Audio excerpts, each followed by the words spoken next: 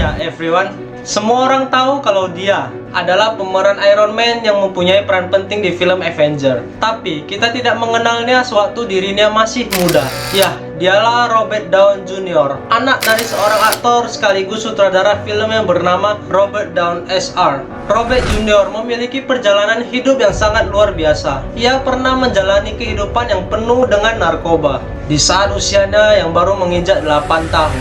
Saat itu, ayahnya yang sebagai sutradara film memang juga seorang pecandu narkoba yang membuat Robert juga terbawa arus. Ia mengatakan bahwa itu merupakan cara sang ayah untuk mengungkapkan kasih sayang kepada dirinya. I actually had really good parents. Sang ayah yang berprofesi sebagai filmmaker dan aktor itu juga membuat Robert harus menghabiskan banyak waktunya di lokasi syuting. Bahkan, ia sudah memulai debut aktingnya yang sejak usia 5 tahun. That tornado scared me so much it made my hair disappear. Have any hair on your balls? Di saat usianya yang masih remaja, orang tua Robert memutuskan untuk bercerai, yang kemudian ia melanjutkan kehidupan bersama sang ayah. Sejak itulah, Robert yang sedang mengalami masa perkembangan mencontohkan sifat ayahnya yang seorang peminum dan mengonsumsi narkoba di setiap harinya. Oh, this better be good, Charles. Robert memutuskan keluar dari sekolahnya dan fokus berakting untuk menjadi aktor di dunia bersama sang ayah. Dikarenakan bakat beraktingnya sudah dimilikinya sejak kecil, jelas tidak menjadikannya masalah dalam memainkan karakter apapun. Sampai di suatu titik di mana karir beraktingnya cepat bersinar dan menjadikannya terkenal. Perilaku sehari-hari yang merusak dirinya pun terungkap. I think so. I had no intention of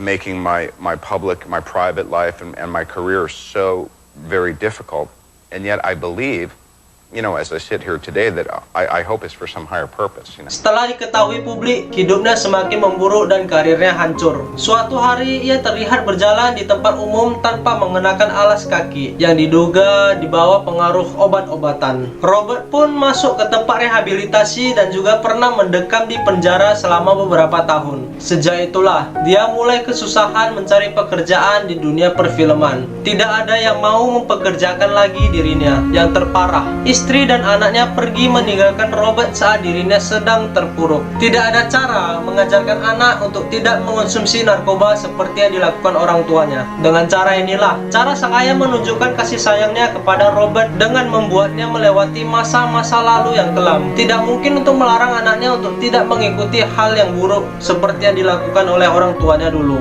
A lot of us did things and thought it would be hypocritical to not have our kids participate in marijuana and stuff like that, so we thought it was cute to let them smoke it and all that. It was an idiot move on our part. Tahun ke tahun, setelah selesai dalam masa rehabilitasi, Robert akhirnya sadar dan mengubah arah pandangnya dengan menikah lagi dan memulai hidup yang baru. Istri keduanya memberikan ultimatum untuk memperbaiki semuanya dari awal, dan karir Robert di perfilman juga mendapat kesempatan yang kedua yang membuat karirnya semakin baik dari waktu ke waktu. Disinilah kesuksesan Robert dimulai.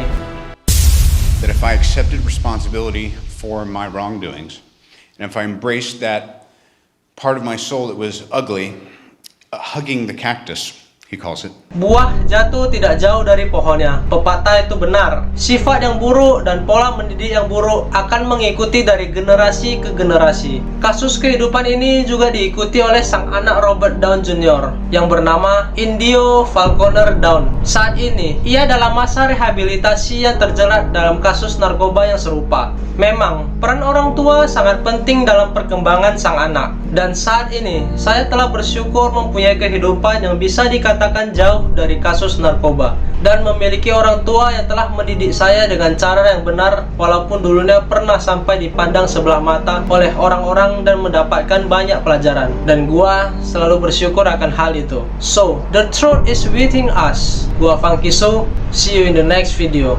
Bye.